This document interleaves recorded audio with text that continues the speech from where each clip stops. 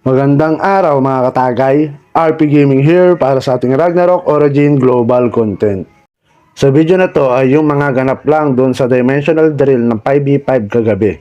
Pero bago ang lahat, intro muna. Let's go.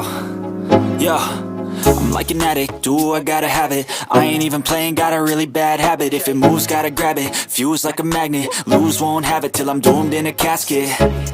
I ain't playing, got a weird.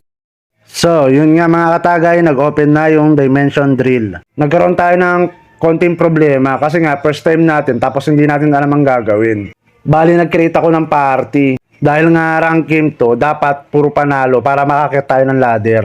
Kaso, pag start ng event, ayaw niyang pumasok. So, dinisolve ko yung party. Tapos, nag-create ulit ako ng bago. In-invite ko naman yung mga ka-guild ko. Pero, ayaw niya pa rin pumasok. So, nauwi tayo sa solo queue. Pagdating sa loob, hindi ko rin alam yung gagawin. Pero may ano naman sila, tutorial. Hindi ko nga alam binasa. Nakipag PvP na lang ako sa loob at in-enjoy ko na lang. Paswertihan na lang kung mananalo o hindi. Paswertihan lang din naman sa kakampi eh. So, ito nga pala yung konting highlights.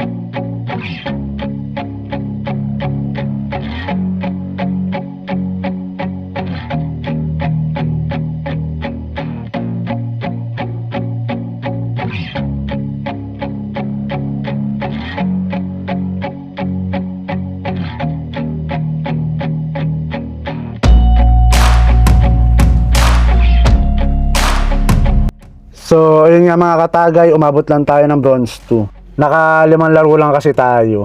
4 na panalo at 1 talo. So, hindi na rin masama yun. Naubos kasi yung oras natin sa paggawa ng party.